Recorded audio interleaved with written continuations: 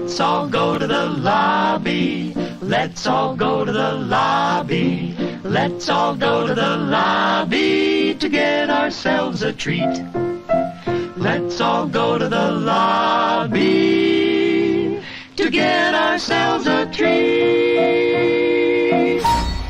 Let them come.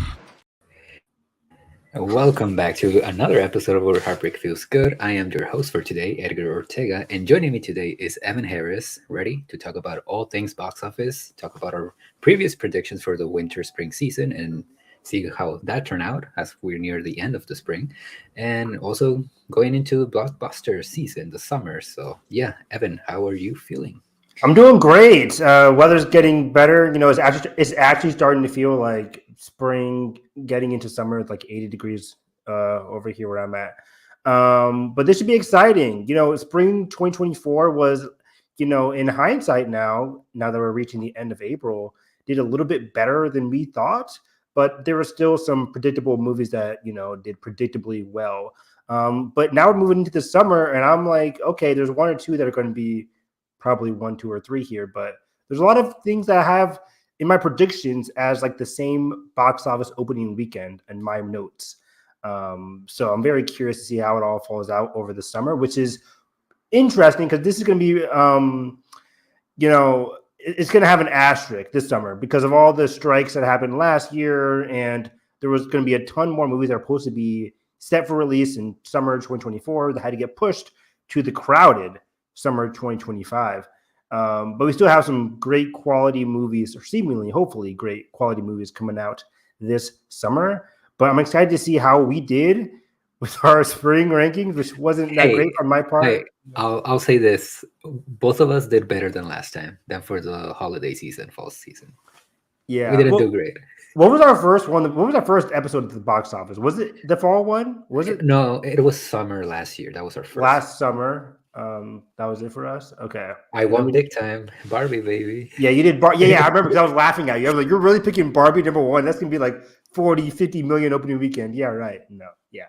Anyways, that was bad L for me. Mission Impossible, baby. Mission Impossible is going to make 80, 90, 100 million. Didn't happen. Yeah. So this is going to be interesting going into our second go around with the summer. And for the spring, you know, I remember thinking back, I didn't even watch our episode, but I was thinking back like, okay, what kind of movie is going to open up domestically to about like at least over 40 or over 30, over 40? What could like, because that usually is a good bar for like spring movies. Yeah. And I got a couple of things right, but you know, there was a couple of surprises as well. So let's look at this list.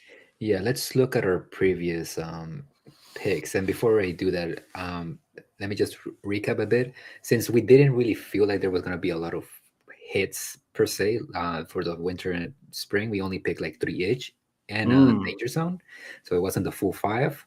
Question for you: do you want to go for the full 5 for the summer? Yeah. Okay. We got to do the full 5. I'm looking at it. I'm like, yeah. I have just for possibilities on my list. I have 1, 2, 3, 4, 5, 6, 7, 8, 9, 10, 11. I have 12 movies right here. Some I didn't even name or list because I'm like, we'll see. But 12 just for like possibilities. That means like that's 6 apiece for us. So five is good. 5 is good, and then 1 Danger Zone. I think that's completely fair. Right.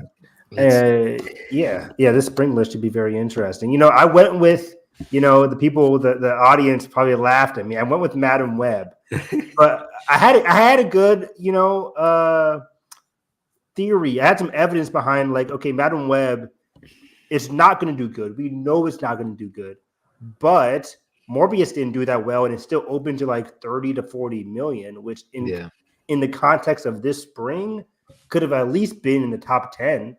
So I don't know what the spring numbers are. I don't even know if Madam Web made the top 10, but we'll see. We can check it out right now. We'll check it out now. Let's check our. Oh, Deja Vu. That's me. Kung Fu Panda 4. I don't know how much that. I think it did well, right? I don't know. On the list on the screen right now, I see myself. I see the podcast link. Let me see. Stop sharing. Maybe you clicked the wrong tab. I think you click like this tab only or tab only. Can you see this? Or are you still... No, it's still the StreamYard tab. That's weird. Let me see.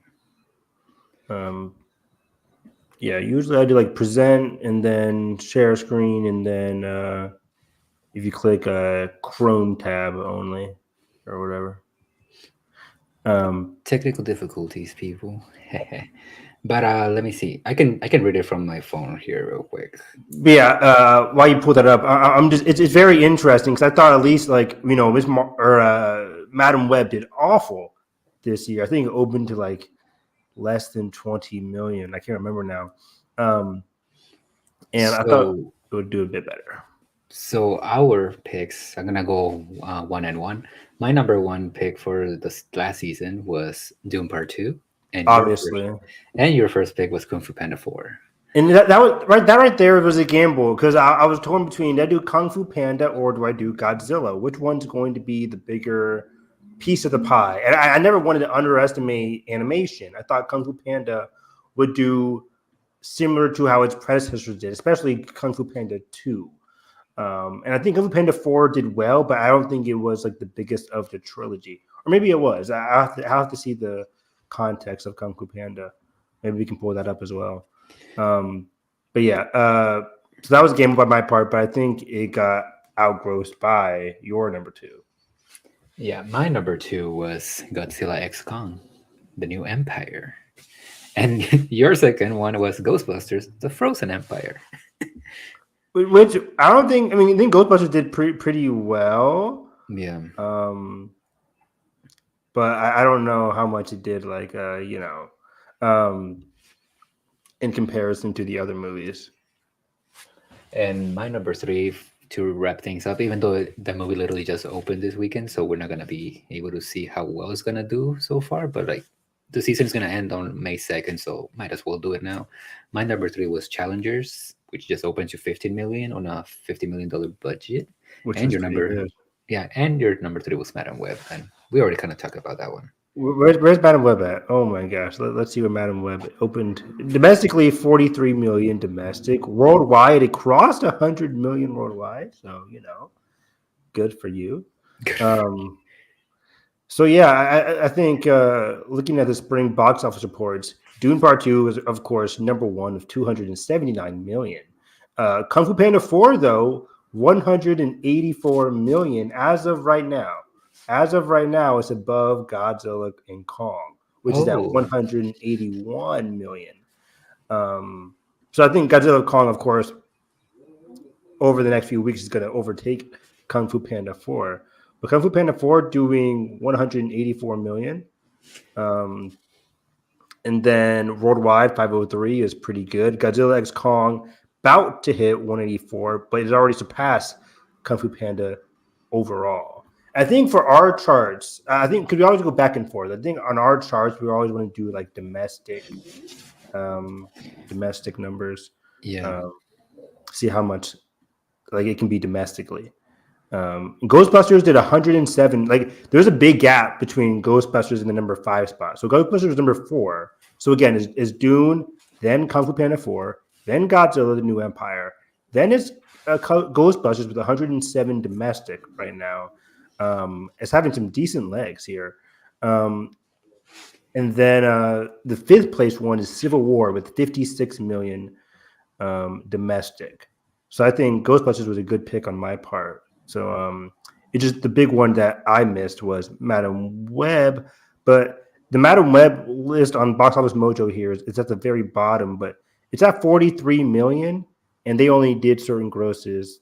I'm just confused by how they measured the gross there. Yeah. Abigail just came out, so no. And then Bob Marley, 96 million domestic. How much did that movie cost? Bob Marley, how much did that cost? Bob Marley, yeah. No idea here. It doesn't have. For some reason, they don't have budgets on Box Office Mojo. They should always have budgets. Sometimes they do, but yeah, let me check. Okay. Bob Marley budget 70 million. 70 million. So overall, it made 177. So I think that's pretty good. Bob Bob Marley making 96 million. That's definitely over Madam Web's 46 million. Trying to think what else crossed 46 overall. Immaculate, no. Did because when I was checking box office for the winter season, which is from January 5th to February 29th, Mean Girls Not came million now. Mean Girls came in second with 72 million total and 104 worldwide. I can't hear you that well. Your audio cut in and out for a second.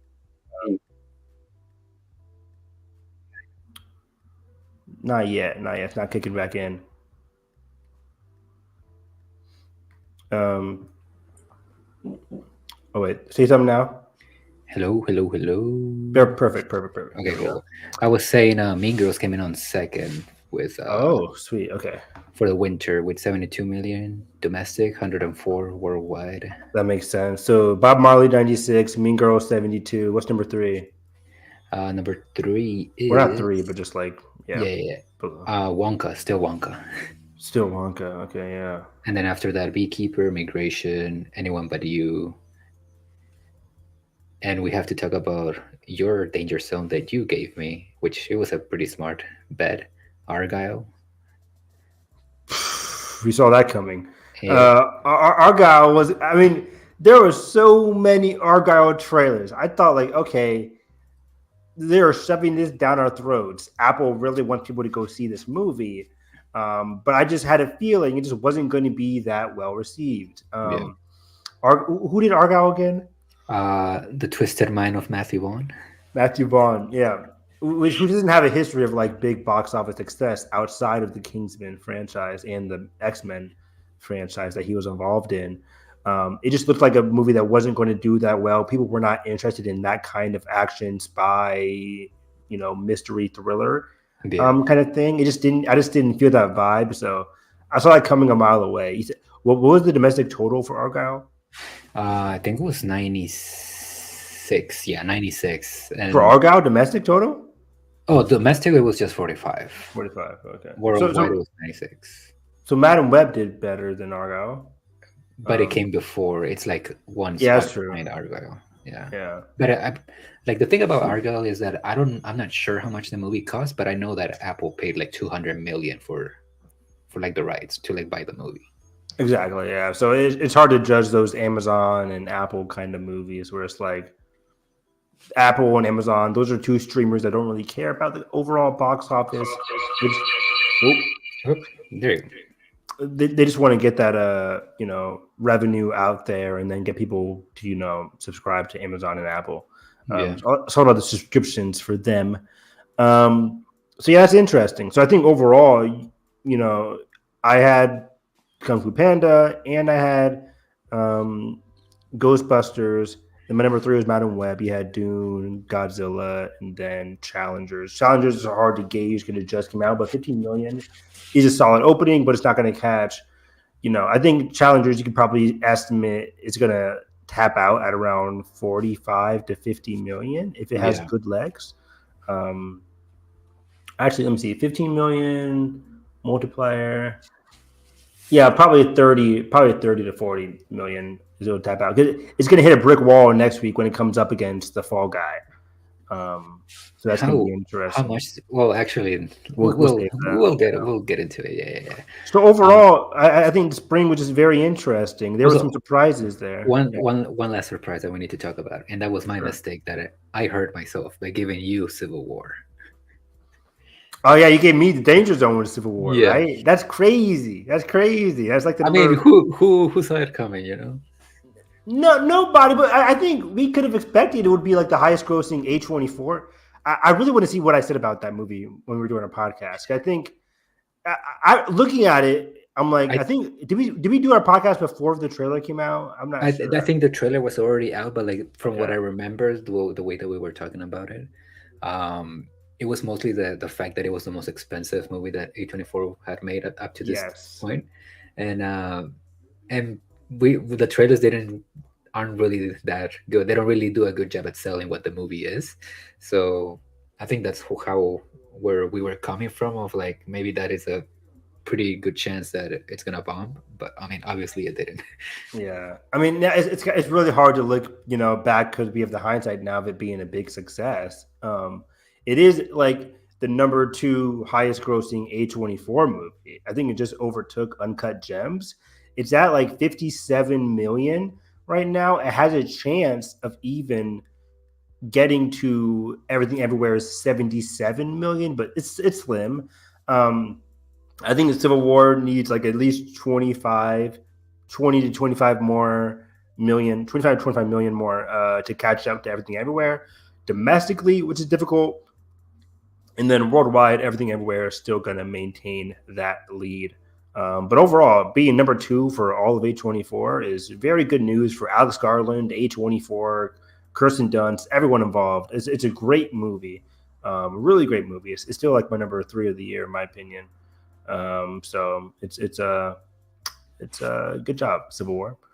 Thank you for giving me that movie. Do we like what happens if the danger zone ends up being a good zone? Well, technically, okay. So let's make the like bit of a voting, not voting poll, but let's make a decision. Who do you think Okay. won overall? Because I don't think, It's besides hard. maybe Madam Web, your picks were still pretty solid, Yeah, and both. I helped you with the danger zone, and my first three, except for challengers, I guess, because it barely just came out, um, were pretty strong. But you did kind of hurt me with the danger zone, so I don't And know. I think Madam Web's going to outperform challengers, right? I think at least domestically, Madam Web did like 46 million. Can challengers get to 46 million from this $15 million opening?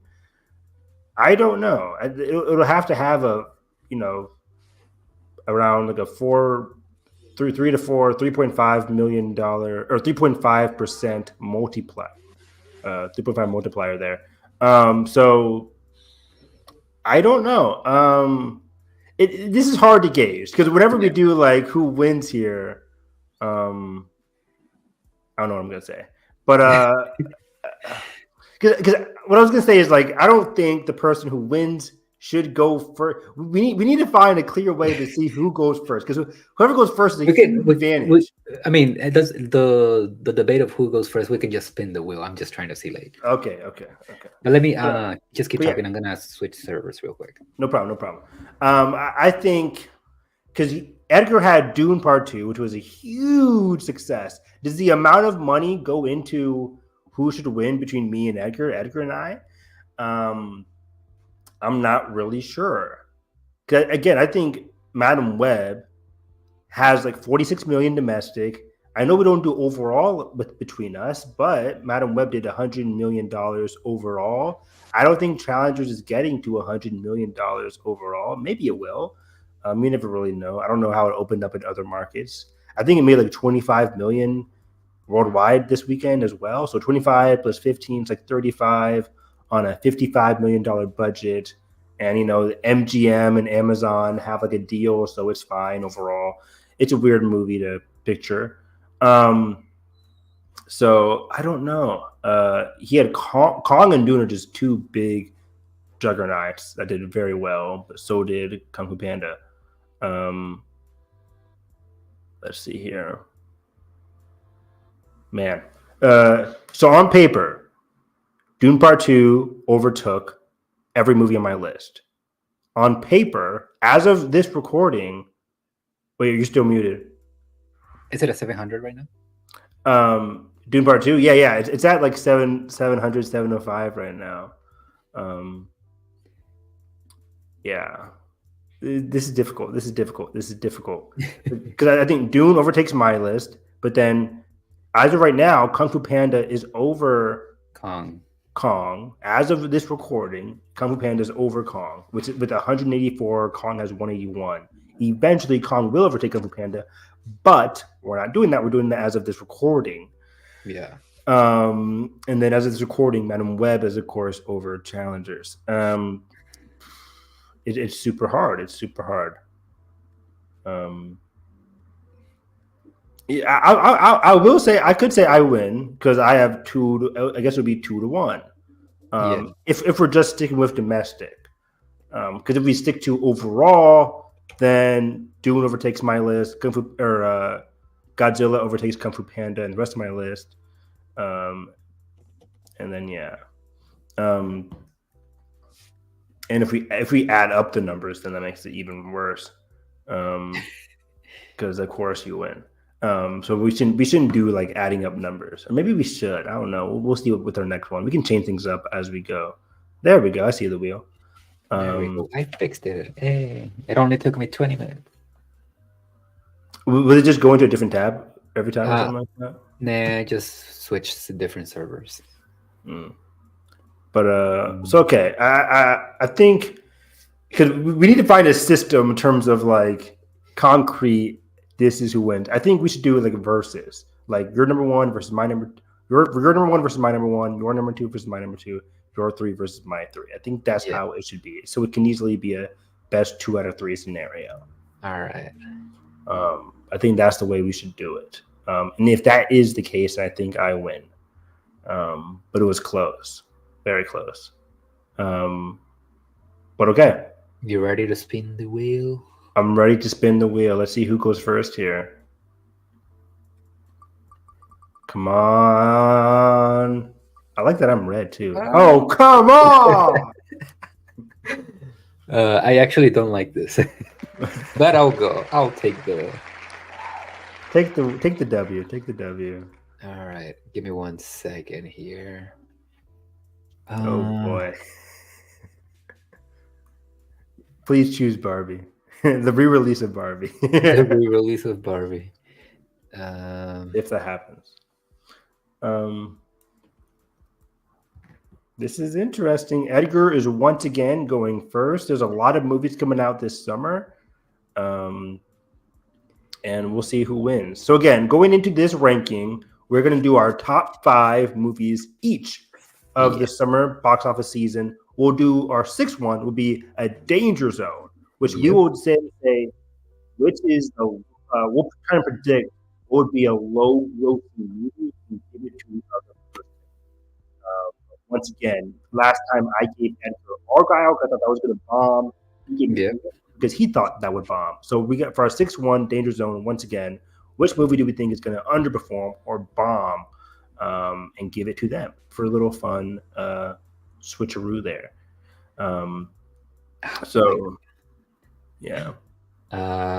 Man, do I wanna? I talked so much shit about this movie in previous episodes. Am I gonna pick it as my one? You probably are. Yeah, I probably am. Rip the Band-Aid. Let's bring up. Do we have our? Okay, there we go. Sweet. Okay, number 1. I hate myself for this.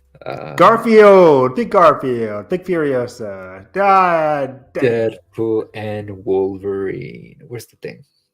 Oh, here it is. Right. Yeah, I never use that symbol on the keyboard. I always don't know where it is. This movie is everybody loves those first 2 Deadpool movies. Everybody loves Wolverine. Last Wolverine movie like that we got it. I actually don't know how. I'm sure it did well. I just don't remember the exact numbers for Logan. But like that last time we saw that character in a pivotal movie, he went on a bang and people loved it. And didn't it get like a best screenplay nomination too? Sure did.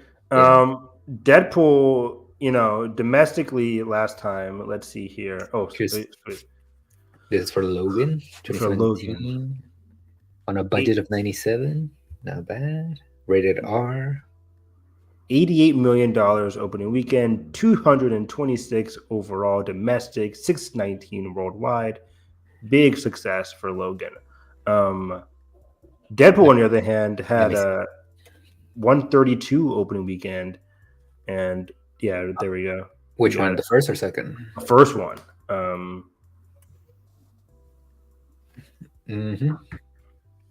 132 to a 363 demand. Man, remember those days when movies can just casually get to 300? Yeah. It's been a while. It's 2019, baby. Last time it happened. Yeah. We've had some 300 overall. But like not as often as it used to be. Not as often, yeah. Let's go with Deadpool 2. How much did this open to? 125. That's not bad. So only $7 million less than the other one. Yeah. But with the higher budget, and I think so 785. I think it made even more than Deadpool 1. Yeah. So yeah, this is a big success. 785. Logan made 619. So we can estimate that Wolverine and Deadpool and Wolverine here are probably going to make between 700 and 800 million. Yeah. Is my guess. I don't see this being like $1 billion movie, even if the excitement is there. But I could easily see Deadpool and Wolverine cracking 120 opening weekend. That seems pretty reasonable. Like, Do not underestimate the power of Deadpool and Wolverine. If the last one made 125, 132, I know that was in the 2016, 2018 era. Things are way different. But Barbie made 150, 160 last year. yeah. I think it's definitely possible, given the way people were reacting to this trailer. I have it in my notes that Deadpool Wolverine is at least making 150 million Opening? this opening weekend. Yes. 150. You're going higher than. And I think there is a solid chance, not even an outside park, that it could cross 200 million, which hasn't been the case since Spider-Man No Way Home. I'm curious about something because we all know that the Marvels didn't do well, but how much did Volume 3 of Guardians open? 118? 118, I think. 120, 118, something like that. 118. Yep, exactly 118. I'm a beast. So yeah, I think 118, which is strong, and that was like a strong opening for a Guardians movie. Yeah. That was way overdue. Came and had a great legs. Ended up with 358 million, 845 million. Like, come on, Edgar. 1 billion is in the ballpark. Because I think for Deadpool at least and Wolverine. Because I think 118. I think Deadpool Wolverine can smash 118. I think, again, for me, I'm going 150.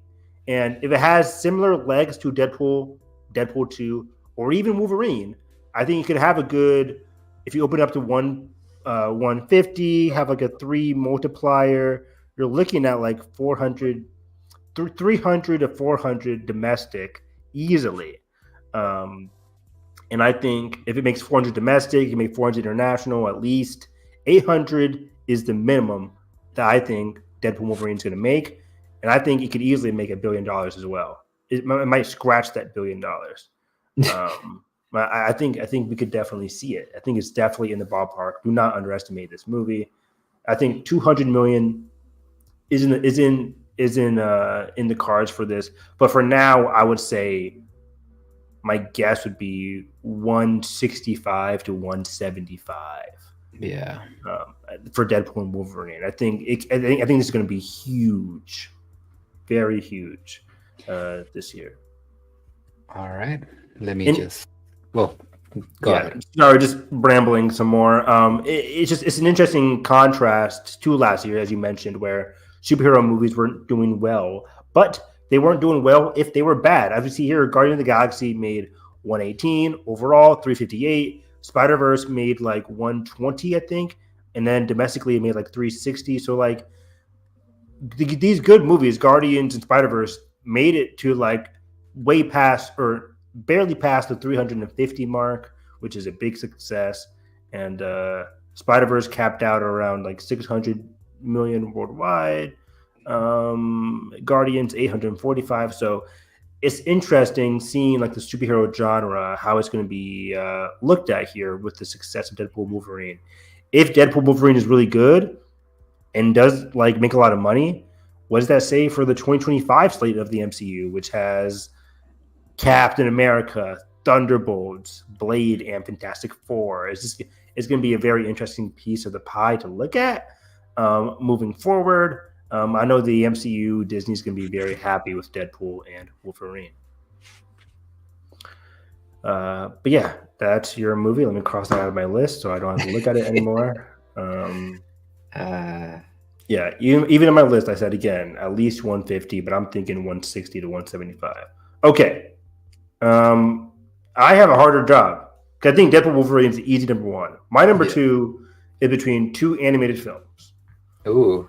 Okay, I know where you're going with it. And I don't know which one to go for. And and it's hard to discuss. I don't want to give. I mean, I already said too. I mean, if movie, which means Edgar I might have already know. whatever I pick, he might pick for his number two. Maybe Yeah. not. Um, I'm looking through the calendar. This is hard. But I have to go with the data.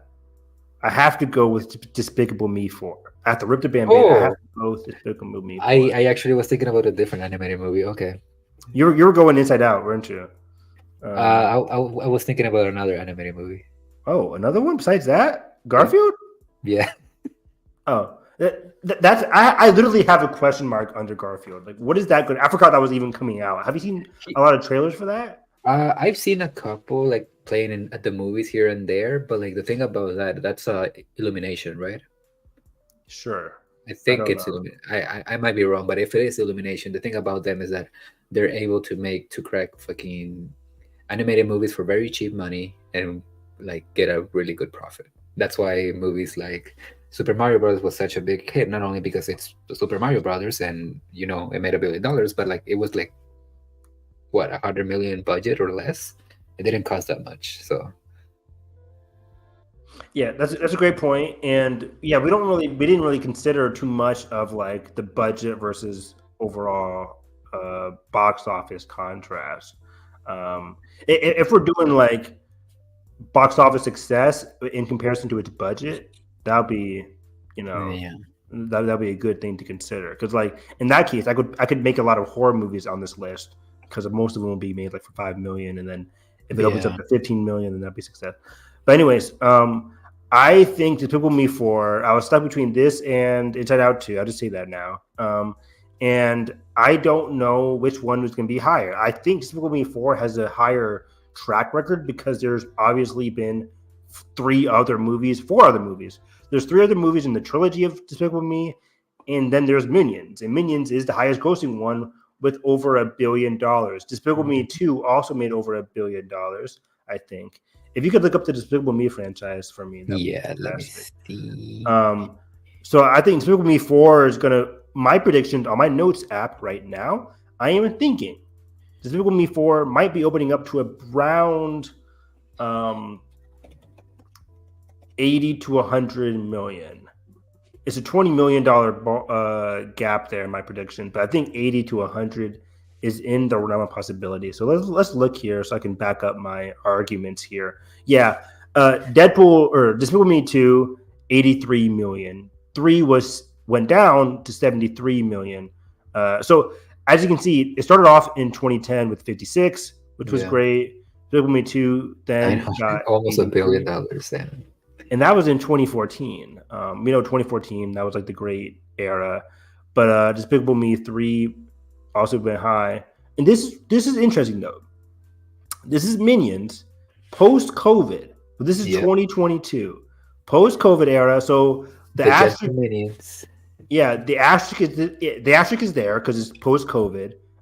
People are still like unsure about movie theaters in 2022. And it's just Minions. It's like, Gru is here. It's a younger version of Gru. I didn't see the movie, so I don't know how much he's in it. Oh wait, never mind. It says like the story of how a 12-year-old dream becomes. So I guess he's the main character. Still. Yeah, he's the main character. Okay. So Gru is still there, but people come to see the Minions, and they went in droves to see that movie. Damn, this one made $1 billion. Yeah, this one was $1.034 billion. Did Minions do better than that? The original Minions, I think it might have. No, the other one. Yeah. No, that was kept $1 billion. Never mind. Okay, so it was still very close. This one, I'm pretty sure, made $1 billion. Yeah. Yeah. So look at that. So we have $2 billion grossers. The latest one in 2022 made $940 million. Essentially the same as the second one, which was like 2014. That's crazy to me. Yeah. That's crazy to me.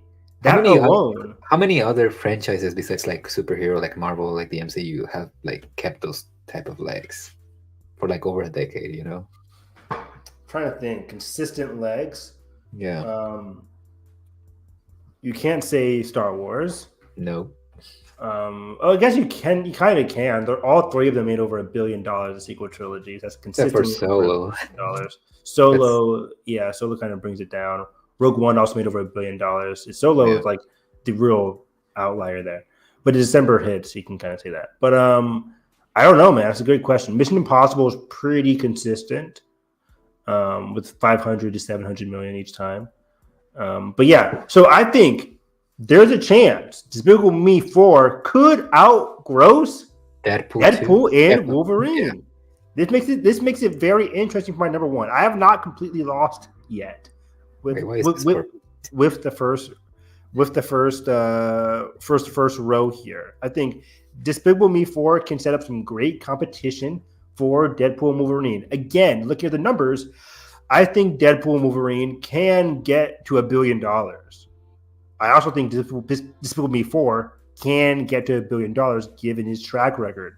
I think I remember even with Minions Rise of Gru, there was like a huge like viral campaign on TikTok where everybody was like dressing up in ties. Was that Minions? That was the last Minions, yeah, the Gentle Minions. Yeah, that was the last one. That was Rise of Gru. So yeah. If that happens again, please let it happen again so I can win this bet or win this prediction. So yeah, I think I set up a very interesting battle here where both of them have the potential to hit $1 billion. Both of them have the potential to hit over $900 million. But the ballpark for both of them is definitely in that $800 to $900 million gross. Yeah.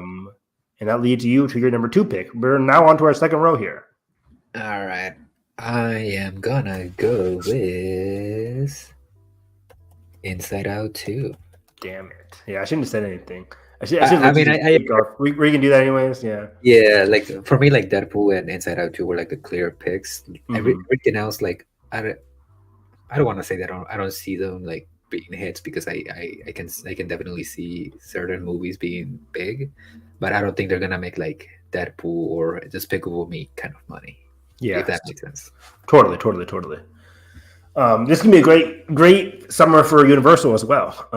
Saying that off the bat, Universal and WB is going to be very interesting. I think Disney's going to have the big player with Inside Out and Deadpool, but we'll see. So yeah, this is interesting. Inside Out here has $858 million, a $90 million opening. So had a pretty big budget. I don't know what the second one cost, but since they didn't bring some cast members, I'm assuming it's cheaper. But, we've been looking at the box office budget for Pixar movies and Disney animation recently due to like, hey, why aren't people going to go see these movies? Maybe because they're putting too much, or not, people aren't going to see it because of the budget issues, but the budget issues do arise. And we're like, well, the movie would have been fine if it wouldn't have cost this much money. Like Soul, for example, Soul cost, I think, $150 to $200. Right, yeah. Wish cost like $150 to $200. So I think that was Disney, but but $150 to $200 seems to be the budget ballpark for Pixar and Disney animation movies. That $150 to $200, but either just $150 or they're $175 or they're $200. It's like a ticking clock. Yeah, and also like, okay, so here's the thing. With Pixar, they haven't done like that well in theaters lately, mainly because they were hurt by the whole Disney Plus fiasco. For sure.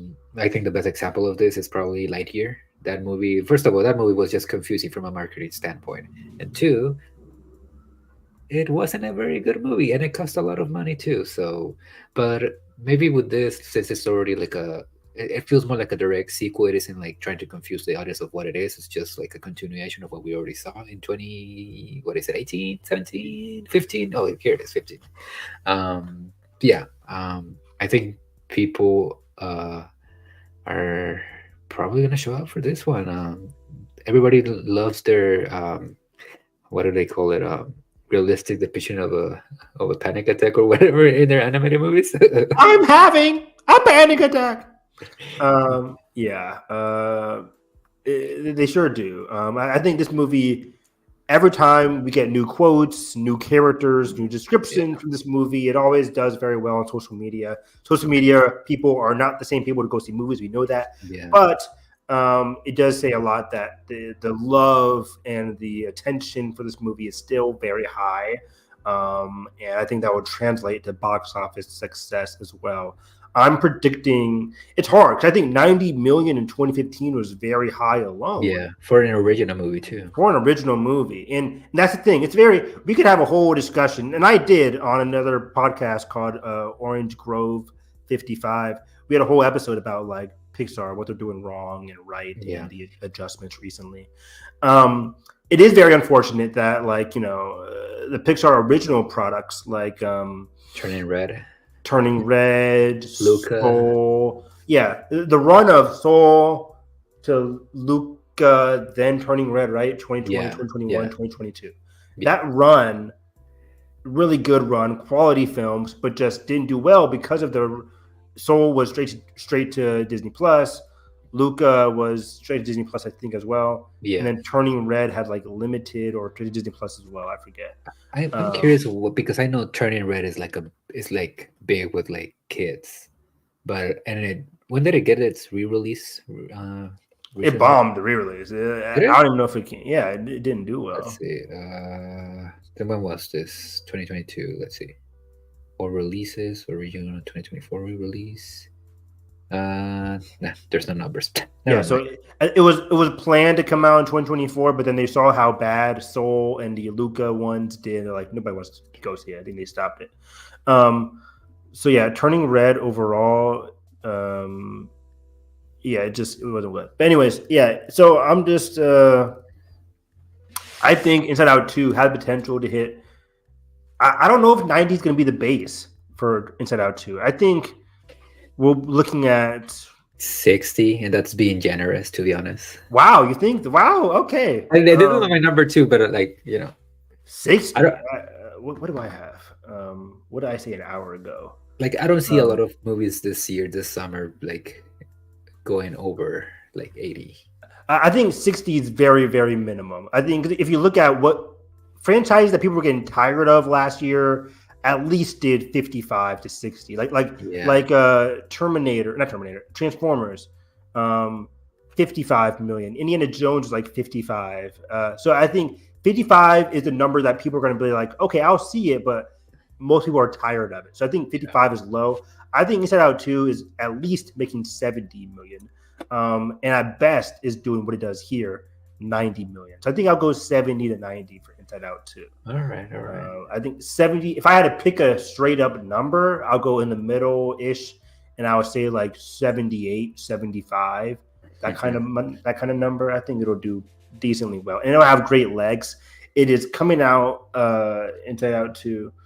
Let me see I had it right here. Let me see. Thank you. June 14th. And it'll be big on June 14th because there hasn't been a big family movie before that since the Garfield movie, which is a month earlier, May 24th. It's gonna have 2 weeks to itself, and then A Quiet Place hits on June 28th. And it's still going to do well because it's a totally different audience. The only brick wall is going to hit is July 3rd with Despicable Me 4. But as we saw last year with the convergence of events between Across the Spider-Verse and Elemental, both of those movies did very well domestically because they're both very good. Even if they're both family movies, Across the Spider-Verse did well in its month earlier, and then 2 to 3 weeks later, Elemental comes out and has a great run to itself as well. So I think even if after Inside Out 2 runs into Despicable Me 4, it'll still do very well. Now we get to the hard part. Let me erase Inside Out 2. Let me erase Despicable Me. I just don't know how much Garfield's going to do. But looking at now we're getting down to movies that I think, like I just talked about, are going to hit that $55 to $60 million opening. And for me, I don't want to give you answers. Let me think here. I already know a few, man. Really? There's okay. We'll talk about it once we get to it. But there's one specific movie that I don't know if it's gonna be like a massive hit, but I could see it be like a sleeper hit. Like it's gonna do okay, but steadily it's gonna start making money. But we'll get to it. We'll get to it. The Fall Guy is very interesting for me. I'm like, how much does Universal think that's going to make? I think they're betting on the Ryan Gosling that factor, and honestly, I don't know how much of that is gonna Me make it neither. or break it. I think that's. I might go back for that one if you don't pick it. Let's see, Furiosa. This is very difficult for me. I don't have like a straight list because I think a lot of these are very much in the same ballpark. Yeah, like I think I know which one you're talking about being sleeper hit. If I had to guess, Horizon could be like. I don't talking about that one, but it could be like Take My Dad to the Movie. It could be like the dad movie of the summer, and it could be surprisingly well done. Even though I think it would be totally different because last year's situation was very different, but I could see it be kind of like a, what's the fucking movie that came out that beat a Mission Impossible?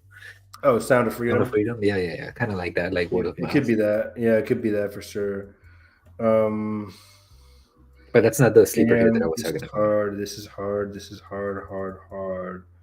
I will have to go with Kingdom of the Planet of the Apes. I'll do Apes. I'll pull up the franchise right now.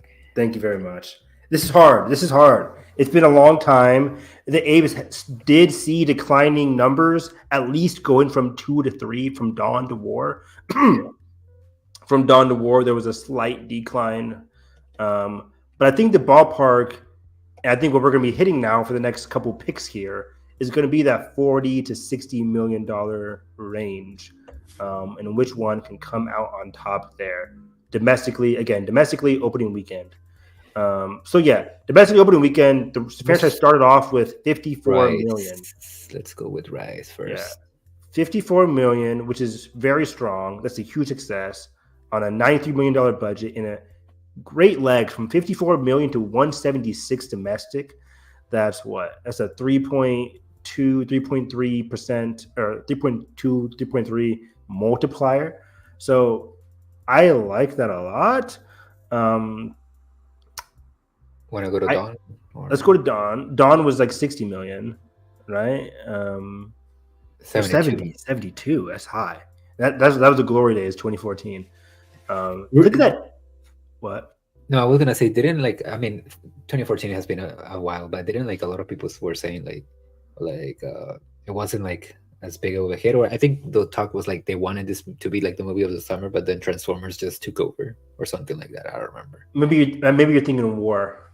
Yeah, maybe. It might be War actually. Yeah, because this one was a guaranteed or a glorified success across the board, and this did have the summer release. It came out July 11th. So July 11th, 2014. 2014 summer.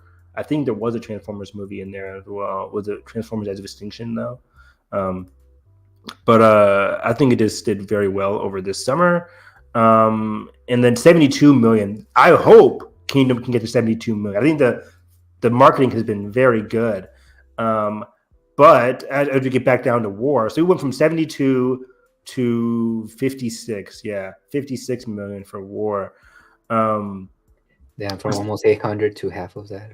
Almost to half of that. It's really weird. But nowadays, 490 is like the new 700, basically. 490 would be very, very good. What was out during this time period, during July? I remember when I saw this movie, because this came out the weekend of Comic-Con, July 14th, because I remember going to Applebee's after seeing this movie. And then I remember the commotion being like, Thanos threw a moon at the Avengers. And that was like the big thing out of Comic-Con, the Infinity War trailer that was shown at the event. But this time, 2017 summer was just brutal. It didn't do good for, I think, Star Trek Beyond. Was that also this summer? I think so. Wait, no. That was 2016. 16, yeah. Suicide Squad year. But 2017 summer, I think, it just did not kick off as people were expecting. They were expecting those Dawn numbers, that 70 numbers. But 56 million, in hindsight, this isn't too bad. $150 million budget, 490 worldwide. That's pretty good. It's just not as good as the last one. But this is in line with the franchise, the first one. And it kind of followed the trend of like the third one grossing more than the first one, but not as high as the second one. That classic original trilogy trope, where it's just like, oh, Empire did more than A New Hope, but then Return of the Jedi did better than A New Hope, but not better than Empire, etc. So, what am I looking at here now for Kingdom of the Planet of the Apes? What I'm looking at here is that $56 million benchmark. I think it will hit that benchmark once again. People wanted to go see Transformers, Indiana Jones, and those movies capped out at around 55 million. Yeah. Let me see, how much did the last Indiana Jones movie make? What was it called again? Indiana Jones? Dial of Destiny. Dial of Destiny. Box office.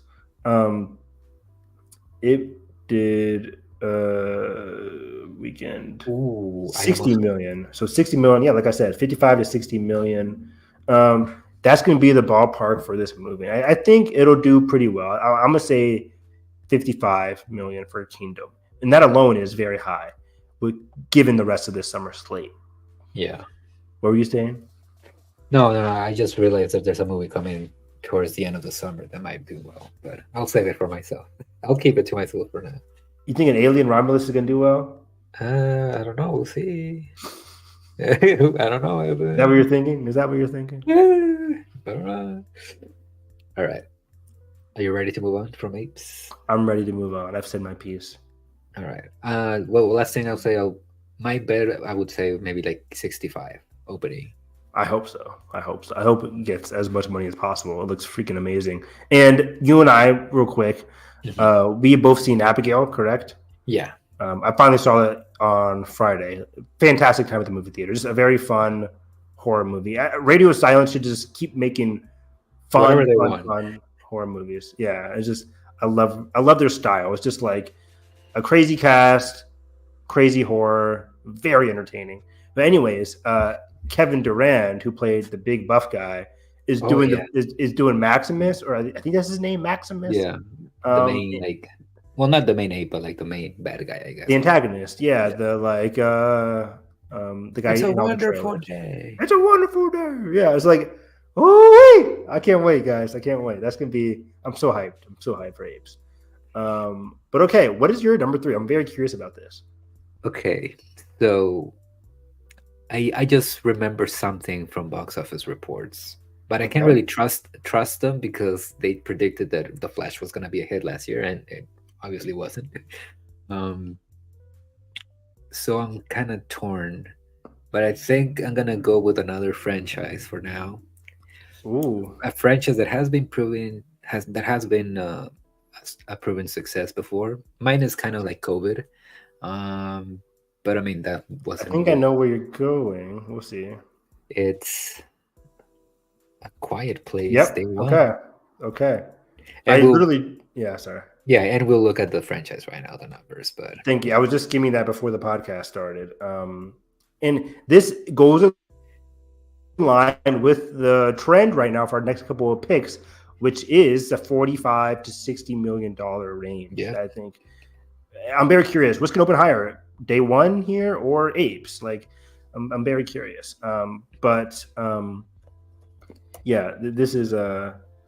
This is a very good pick. Very, very good pick. I'm not upset at all. Let's see. Here it is. Quiet Place, the first one came out in 2018. Yeah. Opened to 50 on a $17 million budget. Almost 350 worldwide. Pretty. I mean, I still remember when this movie came out, like, the funniest thing ever, like people like trying to eat their snacks but like trying to be quiet about it because they didn't want to make noise because of what was happening in the movie. It was so fucking funny. I miss that kind of like movie theater experience. But yeah, that's the first one. And then part 2, honestly, 160 during COVID, 20 million less than the first one. That's not bad. 160 is very good. $47 million opening, still very good. I think that's like the ballpark for this summer. So I can see day one do 40, probably 40, 45. Mm-hmm. Okay. Yeah, I can. Yeah, between 40 and 45, I can definitely see that happening because it's without John Krasinski. You don't have that appeal. But are people going to see these movies for the Krasinski family, or are they seeing it for the aliens and the horror of it all? And I think more so it's the horror. Yeah, and I think also since the big promotional aspect of the movie is that you're gonna get to find out how not only the world went to shit, but like what's the deal with these aliens. That might get like people curious to see the movie, but I don't know. I I'm guess we'll curious how many answers we are going to get. Just see. Yeah. Honestly, I don't think we're gonna get that many. I feel like it's gonna be one of those like, um, it feels very much like a road trip movie, at least from the trailers. Um, but yeah, like what was a recent movie that like even though totally different movie, but like Late Night with the Devil, where it takes place in a very short period of time. I kind of get the idea that it's going to be kind of like the same, but I guess we'll see. Yep, that's a good pick. Great pick. I'm very excited for this franchise. I think Michael Kornaski, whatever his name is, who's doing Day One. I think I loved Pig, and I have a lot of confidence in Day One here. And yeah, $47 million for this one. Again, what was the first one? It was like 55, 60. I think it was 50 even. Let me see. 50 even right there. Yeah. Yeah. So 50 even. So again, 50 million. I think Day One's going to be in that ballpark, 45 to 50 for sure. Yeah. And worldwide 340, and I think part 2 did 298. So again, not bad, especially for COVID. Yep. That's a great pick for your third place one. And I have a good contender to go against your third place pick here. I'm still like so fascinated what would have happened if well, A, COVID didn't happen, and B, if part 2 came out in 2021. Was it 2021 or 2020? It was 2020, right? When did this come out? Or when did the second one actually come out? Let me see. 2021. Yeah, May 2021. It was supposed to open 2020, right? March yes, 2020. Yes. Yeah. March 2020. I remember I had my double feature tickets. I was ready to go. Yeah, that's it was like a week or two before, right? That's crazy. Yeah. That was the first. Was A Quiet Place Part 2 the first movie to fall off the calendar? Then it was like No Time to Die, something like that. I think so. Yeah, first one to fall, first domino. Yeah. And again, 47 million after the year of COVID. And 2021 was deep in COVID too. Yeah. Here I go. And this next one is a bet that I have currently with my dad, who thinks this movie is going to bomb. Ooh. I think this movie is going to do just as well as the previous installment, and it opened up higher than both A Quiet Place movies in the past. At least this movie did. I am going with, bear with me, folks, Bad Boys for Life. Or Bad Boys, whatever it's called. Whatever it's called. I'll double check the name, but yeah. It should be called Bad Boys for Life. Let me check. Bad Boys Ride or Die. Ride or Die. Awful title, but you know. This is risky. I'm going off of the success of the last one, basically. Pull it up for me, buddy. I think franchise or just in general? Sure, let's do franchise so we can measure it all. But I think in general, the last one was the biggest hit of the franchise easily. Yeah. Didn't even have Michael Bay. We just had the power of Will Smith. He's in it. Yeah. Is he in it? He has like a cameo. Yeah. Oh, cool. Good for you. But look at that increase. But yeah, 62 million. And this is in 2020, January 2020. 62 million. 90 million, and it made almost 430 worldwide. This is wild to me. Like 60 million in January 2020. Wait, and this is pre-COVID, of course. Was this the highest grossing movie of that year? Close to it. I'll double check right now. But yeah, do 2020 grosses, because Bad Boys for Life did very well in 2020. But yeah, 62 million, 206 domestic. That's a big win for this franchise. And I think we're not going to see that again this time. I don't think we're going to hit 62 million. But so here's the number for the worldwide box office, and I'll pull up the domestic right now. Demon Slayer, good job. That's a good movie.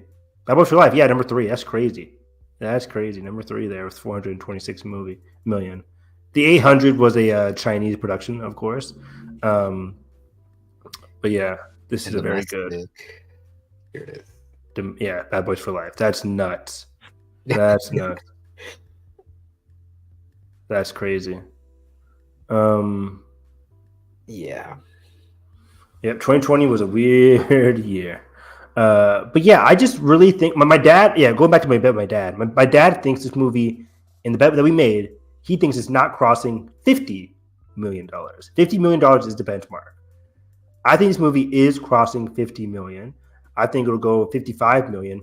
I'm just still soaring over the success of the last movie, which was surprisingly strong. Like 62 million, 206 domestic.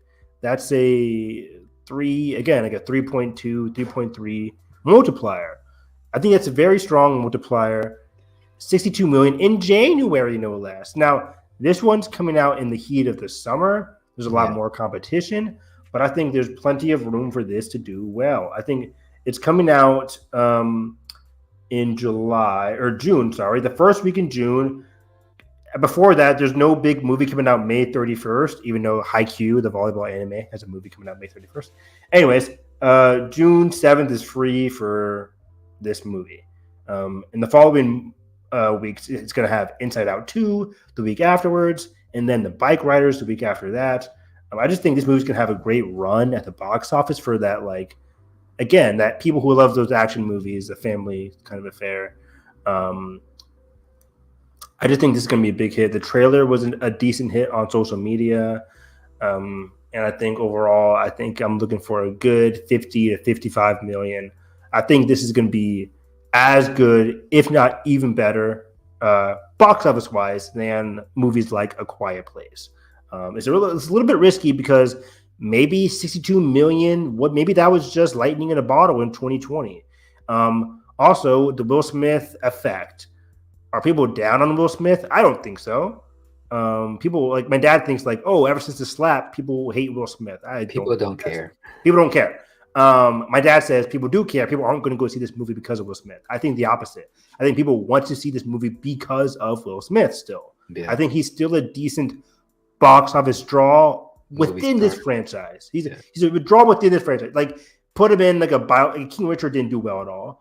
Like, Concussion didn't do well. Gemini Man didn't do well. Like, he's not a big box office draw, but put him in this franchise with Martin Lawrence doing funny one-liners, great comedy. I'll say it. Bad Boys for Life is a very good movie. It's fun. It's very fun. Yeah. It's very entertaining. Have I seen it in theaters? Not at all. Nope. But but I had fun in the theater and I walked out happy. So I think I'm just hoping for something similar to this one. And I gotta admit, the trailer for this recent one, it seems to be hitting all the marks for stupid, chaotic fun. And I'm hoping it does well. So yeah, Bad Boys for Life. Or Bad Boys Ride or Die, whatever. Yeah. Tough decision, 7.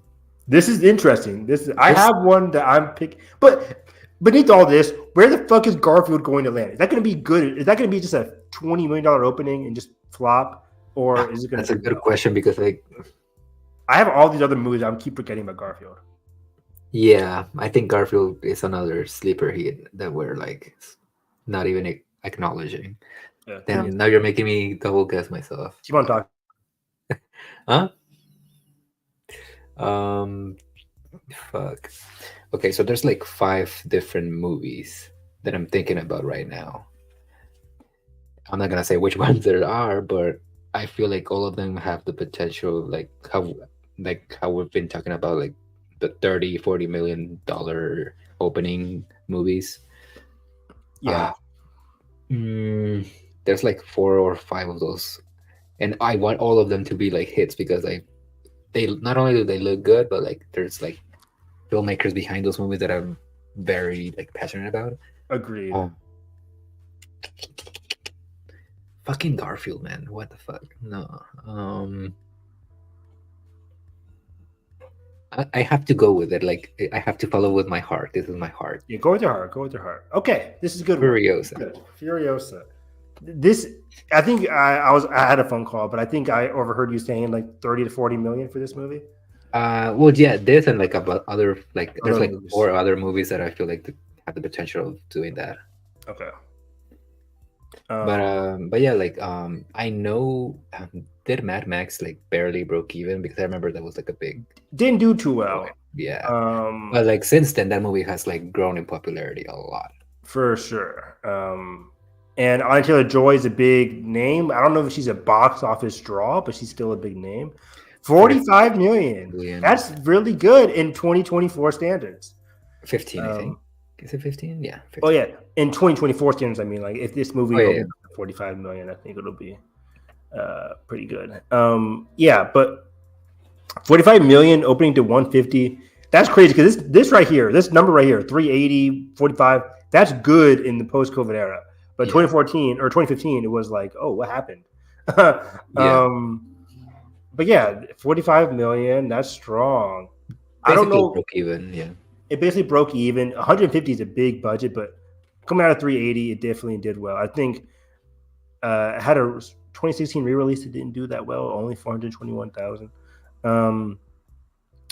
Yeah, so overall, it did decently well here, and it had decent legs. I remember I saw it twice or three times in theaters because it was just so crazy. Where's the legs? Can you see? The what? I just wanted to see how it did, like overall, like. Oh yeah, how do we go up again? Click on original release. Where's that? To the left, under yeah. Domestic. Click on yeah. Click on domestic. What happens? This box office thing sucks. Yeah. There we go. Domestic weekend or domestic? Yeah, let's do a weekend. Let's do a weekend so we can see the drop off in the percentages. Yeah, 45. So sub $50 million drops. Very good for this franchise. It opened up at 45 million. I love how we had to like do like 5 different tabs to get to our answer. Ridiculous! This thing sucks. It sucks. We could just use like the numbers website. I hear the numbers is pretty good as well. But yeah, this is a pretty good opening, and again, it hits that mark where we're talking about between 40 and 60. Mm-hmm. Which movie's going to come out on top? Like it's very interesting. I don't know. Also, if I'm correct, I could be wrong. It opens in the same weekend as Garfield. Garfield keeps being the X factor. Keeps being the X factor. Could Garfield come out and do better than Furiosa? It could. I haven't seen anything for Garfield. I kind of written it off. But should I? I don't know. You have students. Haven't asked them. Do research. I will. I don't think they were going to go see Garfield. Like I don't like F Garfield. My kids don't see movies that much. So we'll see. Furiosa. I'll take Furiosa off my list. I have it on my list here as 35 to 40 million. I think 35 is a good number. 35 to 40 million, which makes it in the fourth place a good bet. But I think I have. I think I have a good movie that can contend with Furiosa here. I'm gonna go with. I don't want to miss out on the other movie, but I don't think you'll pick it. Maybe you will for your fifth place pick. I don't think you will. Hopefully you don't. I don't think you will. I'm going The Fall Guy. Oh. Okay. I'm going The Fall Guy. You've seen The Fall Guy, right? Or is it just Josh? That was just Josh, yeah. You didn't get invited? Josh didn't invite you? What a friend. Nah, yeah, I know, right?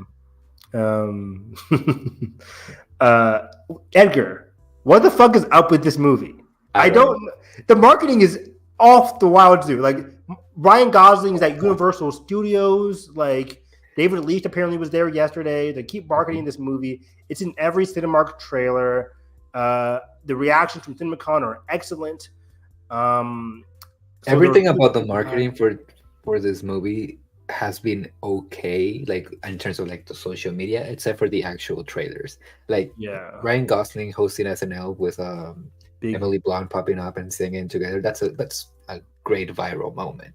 But you contrast that with like the actual trailers and the posters and shit like that, and it's like they're like completely different like sides of the spectrum, you know. Yeah. I wonder, has the Box Office Pro done like the Fall Guy forecast? I don't know. Fall Guy box office prediction. Let's see. Box Office Pro is thinking, what do they have here? I have it here. Opening weekend 20 to 40. Oh, thank you. I was just looking at that same article. They have 20 to 40. Oh, that's not good for my prediction. Hey, it's number 4. It is number 4, but I wanted to do better than Furiosa at least. But I'm gonna go at the high end. I'm gonna think this is gonna be a sleeper hit. Okay. I think the reviews are good. It has the May 3rd release date. Now, this is interesting, Edgar. No movie outside of the Marvel franchise has owned this spot in over a decade. Mm-hmm. I think 2008, of course, was MCU. 2009 was it also the MCU, Iron Man 2. I forget what happened in 2010. 2010 there was no Marvel movies. I don't know, but like this May 3rd, May 4th release date has been owned by Marvel for a multitude of years. And looking through this article here, it does have the romance element for female audiences, which they really need for this movie. Ryan Gosling is a big draw for everybody across the board. Emily Blunt's not really a huge box office draw. David Leitch has had a mixed bag in terms of box office draw. But at least Emily Blunt still is like fresh in people's memories because of Oppenheimer. So there's True, that. true. They know her from Edge Tomorrow, Oppenheimer. They know who Emily Blunt is. Devil's Wear Prada, of course. She's a very famous actress, but yeah. The banter has been great, as they say here. Scroll down for me. What are the pros do they have here? Let me see.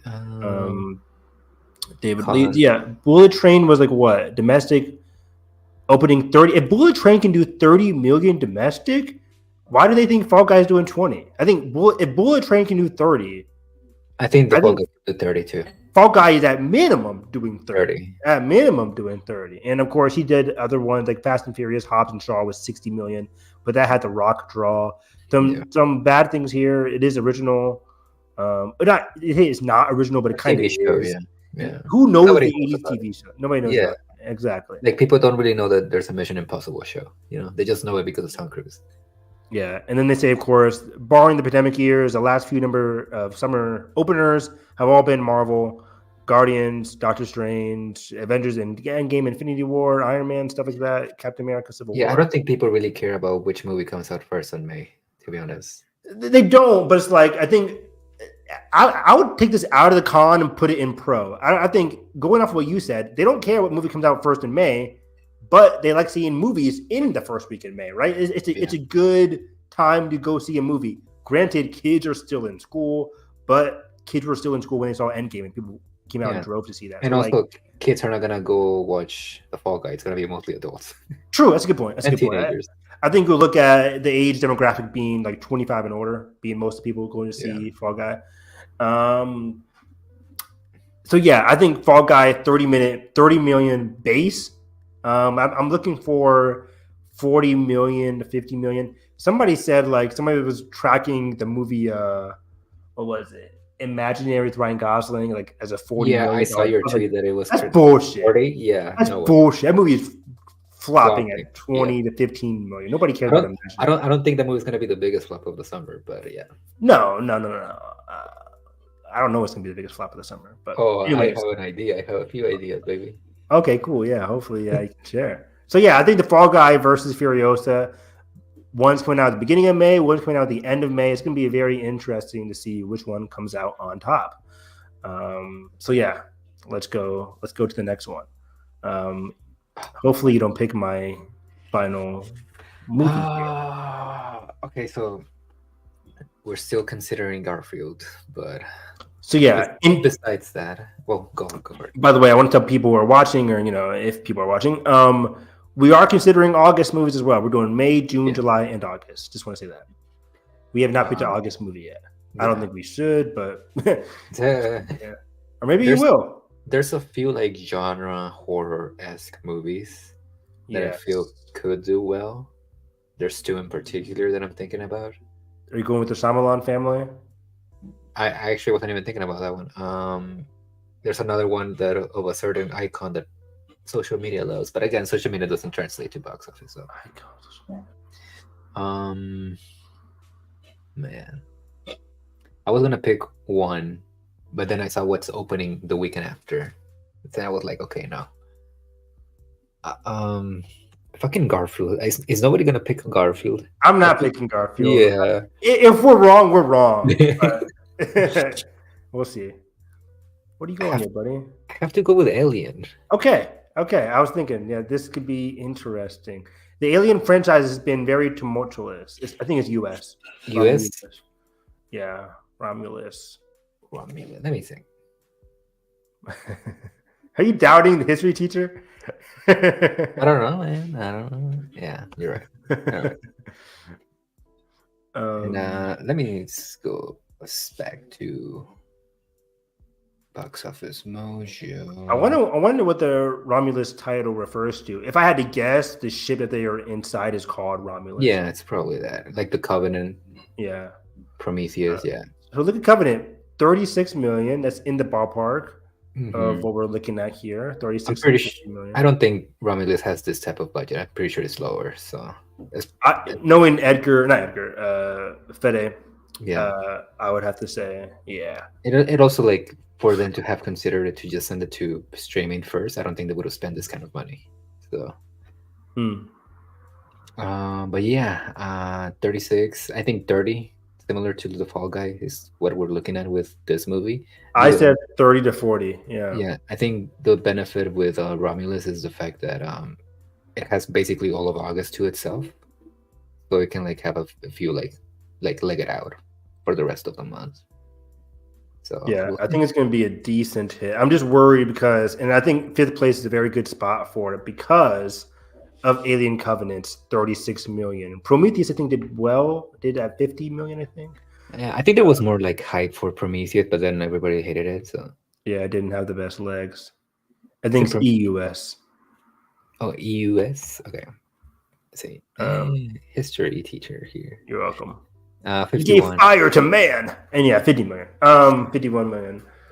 So yeah, I think that's a bit high for Romulus. Yeah, I don't think it's gonna. I think 30 is a good spot. I hope, because the Romulus teaser trailer looks fantastic. So good. Man, the reactions from CinemaCon look really good. I just want to say, Kaylee Spaney, give her every single role. She's fucking incredible. She's incredible. My dad hated her in Civil War, but I liked her in Civil War. Yeah. I thought she was really good in Civil War, and I think she was really good in, of course, we loved Priscilla. She's also really good in Bad Times at the El Royale. Bad Times at the El Royale. Who is she in that? She's the little girl, the one that's with Chris Hemsworth. Wow. I have to rewatch that movie. I don't remember her that much. How old was she in that movie? 16? She might have been like, yeah, maybe 16, 18. She's like 23, right? Is she our age? Or is she younger than us? I think she's 25. 25. I think she's from 96, so she might be 27. I'm 96. Yeah. I think she might be younger. 25 might be it. Let's see. 25, yeah. 98. 98. She's a 98 kid. Cool. Growing up is getting older than your favorite actors and actresses. So yeah, good job, Kaylee Spaney. She got a big box office draw, but I think people are coming in to see the return of the Alien franchise, and it's very interesting. I think years ago there are certain franchises that I said it needs to end. I said that for Predator, I said that for Alien, and I said that for Terminator. Exactly, these three need to end. Or we need to do something completely different with the franchise. Terminator, I think, needs to go back to what Predator and Alien is doing. Yes, horror. In terms of low budget horror. Not so low budget that you go straight to streaming, Prey, but low budget enough that it could be a good success at the box office like Alien Romulus could be. I think Prey did a good job at going back to basics. It was basically the first Predator movie except Native Americans versus one predator, and it was very simple, cut and dry, and it was a huge success critically, and financially it didn't matter because it was on Hulu. Yeah, but also, I think Alien Romulus has the potential of mirroring the success of last year's Evil Dead Rise, of a movie that was supposed to go to streaming and then it went to theaters and it did pretty well. Yeah, that's a good comparison. Yeah, that's another consistently good franchise, by the way. Quality wise, not box office. Of course, I have to go by number 5. I'm doing it. I'm going Twisters. That was the sleeper hit that I was talking about. But then I saw that it that flew up as the week after. So. A week after, I saw that too when I was going through my thing. I'm like, that's weird. But I think it should open up a week earlier. I don't know what's stopping them from doing that. I think the week before that is just nothing major. I can double check. Double check that for me. Yeah, the week before is that the Long Legs. Yeah, come on. Open up a week before. You're gonna have 2 weeks to yourself. IMAX run. You could even open it the week before that, which is a movie that I was considering of picking, Maxine. Maxine. Yeah, that's not going to do well. But I mean, it's not going to do bad. It's going to do well for A24, right? Yeah. It's going to be Plus, like that movie didn't cost that much money. No. Yeah, it's going to open up to like 5 to 10, maybe 12 10, million 15, dollars. yeah. 10, 15, yeah. They're marketing it way more than they did with Pearl and X for sure. Yeah. So, and it has that thriller vibe, so it seems a bit more commercial than the other two. But anyways, for Twisters. Now, my pitch for Twisters, I'm thinking 40 million. I'm going 40 to 50 million. I think back in 1996, 50 million. 40 to 50 million. I think back in wait. Yes, Edgar, yes. No, give me a second. You're going higher on the opening for that than the Fall Guy, even though the Fall Guy is not your number 4. That's a great point. Yeah, I was torn which one to do. I was like, I don't want you to pick Twisters, but I didn't think you were going to pick Twisters. I didn't want you to pick Fall Guy. Did you consider Fall Guy? I consider Twisters. Yeah. Okay, so if I would have picked, okay, yeah, damn it, I should have switched it. But I just think Fall Guy has like the first week in May effect. Twisters, I don't know. I'm just hoping for the best for Twisters. I think the trailers have been excellent. It's a great looking disaster movie, kind of the only big disaster movie this year and in recent years. It has the nostalgia effect, but even the first one was a big hit back in 1996. It's one of my favorite movies of all time. I think the trailer is really catching on. Glenn Powell is becoming a leading action star, given his success with like streaming movies, along with Top Gun Maverick, Anyone But You. He's going to be having The Hitman on Netflix prior to this movie coming out, so he's going to be like in people's minds. And then Twisters alone, it just looks very fun, entertaining, disaster. It can do very well. And I'll say, even though Deadpool comes right after it, I don't think it'll cripple this movie. I think Twisters can pull off kind of a Jumanji to Last Jedi scenario, or Jumanji to Rise of Skywalker scenario, or Jumanji Part 2, to Rise of Skywalker scenario, where it's like it's a family affair that even though there's like this big box office juggernaut in Marvel and Deadpool coming out, I think Twisters can still do decently well. Mm-hmm. It will have IMAX for 1 week, I think, before Deadpool takes it, which is why I think it should go a bit earlier. But I'm confident in the quality of this movie. I'm confident in the box office of this movie. I think it'll be 30 to 50. I see 40 in my mind's eye. I see 40. I see 40 popping up. You're like Al Pacino. I see 40. Yes. So yeah, I think Twitch is going to do decently well here. Okay. So there's like 4 movies that I think are gonna bomb. Okay, let me go through the list of bombs. I didn't really take a look at bombs yet. But there's one that I think it's gonna bomb hard, but I don't think the budget on that movie is very high, so I'm not picking it. I have to go probably Borderlands. You give me Borderlands? I will give you Borderlands. Whoa! I see the movie. I'm scrolling through August. I'm like, I see it, and this looks bad. This looks bad. It's awful. It's like we haven't seen the movie, but it looks like the worst imitation of Guardians of the Galaxy that I've ever seen from a major studio. Even worse than Suicide Squad.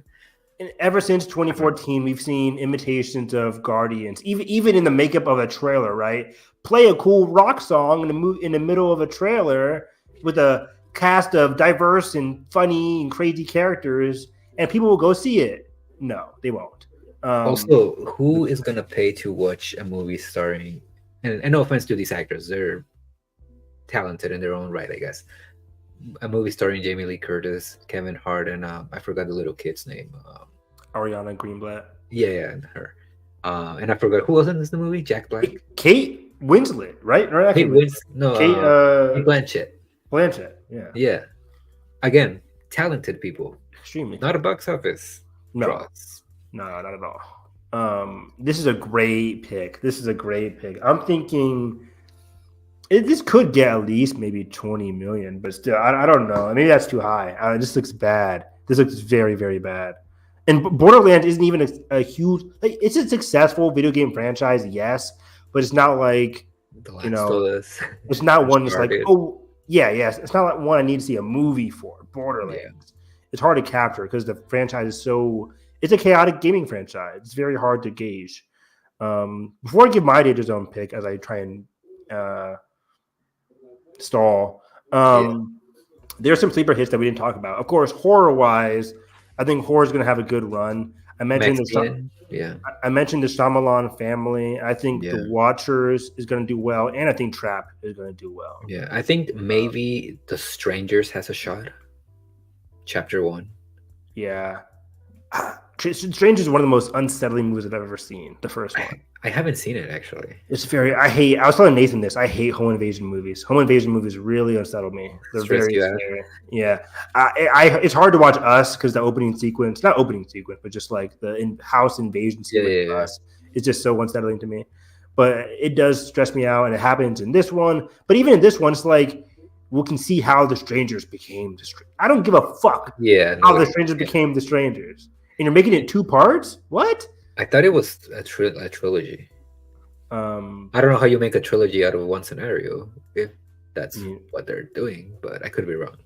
I think they're making at least 2. I think it's Yeah, part 1. at least 2. Yeah, So I think so. Horror's going to do decently well. I think Cuckoo's going to do decently well. All these small budget movies, Long Legs. Yeah, Long I don't Legs know. going to do well. Or I don't maybe know. I think Long Legs going to be like what 5 million opening weekend, but I don't know how much it costs. 5 million to make probably, but it looks really good. The Maxine again, we Exorcism- talked about. What's that? The Exorcism with Russell Crowe. Oh, I never even heard of that. What? Wait, how did you not heard about it? The Exorcism with Russell Crowe. The Exorcism. When does that come out? June 7th. Same weekend as Bad Boys and The Watchers. Oh, it's like the 5th place thing on my thing here. Yeah. Wow. Yeah, I'm not even gonna give you that one because it looks boring. Let's see. What do you think Kind of Kindness is gonna do? Not great. Probably again 5 to 10 million. I will give you. Man, I love this actress, Whoa, wait, what's happening? but I might have to give you a Disney movie. A It's I'm confused. It's in select theaters though. I kind of want to do one that's in major. Oh, I know what you're talking about now. Yeah, I was going thinking the that's going Daisy to Ridley. Disney Plus. Yeah, that's going to Is it going to Disney Plus? Is it? Yeah, after like a week or two. Yeah. Oh, okay. Never mind then. 'Cause I think it looks awful. I love you, Daisy. It looks awful. So yeah, thank you. I was gonna give you that one, but I'm like maybe not. Thank you. Horizon could be a sleeper hit. I don't want to give you Horizon just so Kevin Costner can laugh in my face because it makes it cute. Yellowstone is one of the most successful TV shows of all time, It and could this be is your basically, Civil War, Evan. this is basically Yellowstone the movie, and I think so. I think Yeah. it's going to be successful in theaters as well. Fly Me. I don't want to give you another Apple product. I can give you Fly Me to the Moon. Fly Me to the Moon. This looks basic as hell, but it could be decent. This is so fucking hard. I'm still surprised you haven't seen a certain movie. I'll give you I'll give you it, but I don't. It's a low bar. But I'll give you Harold in the purple. Oh, that's crayon. exactly what I was thinking. about. Okay. Yeah. This looks bad. This looks very, very bad. Holy shit, Edgar. This looks like a movie that you're looking at like in a Blockbuster bin back in the day when you can't find shit and it's like, oh, what is this movie? I never heard of it. How is this even a movie? How is this a movie that is coming out in wide release? Out of all the things that get sent to streaming these days, what the fuck? Yeah. What does Zachary Levi have on theater companies? Who is it? Paramount? Is this? Let's see here. It sounds like a Paramount movie to be honest, but I don't know. I could be looking wrong. here. Might be Lionsgate. I don't know. I can't tell. It doesn't say. Oh wait, maybe it's at the very bottom here. No, Sony Pictures. I think it's Sony, but I can't tell if Sony's doing it domestically or internationally. Yeah, it's a Sony Pictures film. This looks horrendous. If you have not noticed, if you have not heard of Harold and the Purple Crayon, it's a movie starring Zachary Levi. I think it's based on a book. Yeah, a children's book. Yeah, I was a child and I have never heard of this book. What's the child? And it looks really, really exclusively in cinemas. Like, how did that happen? How is this not straight to Peacock or straight to? This is getting a wide release, but Prey didn't. Right? What did we do wrong in the world? The costuming looks awful. Everybody looks crazy. There's a girl with a bad haircut on a motorcycle. Zachary Levi in a blue onesie. What is happening? This looks horrendous. Kids are not going to want to see this movie. Shit. More kids are going to see Alien Romulus in this movie. Yeah. This looks bad. It's coming out the weekend, August 2nd. It looks like a horrible weekend. Is it the same weekend as Alien, or is it the before? It's nothing's coming out. It's coming out Cuckoo with girl from Euphoria. Hunter Schafer. Hunter Schafer. And then the week after that is Borderlands and Trap, which looks great. Trap at least. And then you got Romulus. So August looks good besides this first week in Harold and Purple Crayon. I think I'll just stay home that weekend. So yeah, this was interesting. So yeah, this is our list. Again, I have Despicable Me 4. I have Deadpool and Wolverine. And then Apes, Kingdom of the Apes. What do I have? Inside Out 2. Inside Out 2. Bad Boys, Ride or Die versus Edgar's A Quiet Place Day 1. And then The Fall Guy. With Furiosa for me. And then Twisters. And Alien Romulus. I think we're making a mistake by not picking Garfield, but oh well. I'm very yeah. This could be the thing of the podcast. Could Garfield overtake? Which number do you think it will overtake? Like our third place one, or probably third, maybe 2, 4. 4, I think, because I will say 4 just because it opens the same weekend as Furiosa. Yeah, I would say it would be a good 4 or 5 slot Garfield, but I just don't know. I just haven't heard much of that movie. I'm thinking it will make like 20 to 30 million. So yeah, this summer has a lot of interesting horror films coming out. Are you, me, and Josh going to do like a Did we do an overall 2024 preview? Yeah, we did an overall like the whole year. We did a whole year thing. Yeah, so check that out. We did that at the beginning of the year in January. We did a look at the 2024 movies. We talked a lot about some of these movies that we have here in our box office rankings. Mm-hmm. And we'll be back in the end of August, the last week in August. We'll see how all our movies did. And all of these movies are going to be coming out weeks before we do our next podcast for the box office. So we can get a clear picture on who won.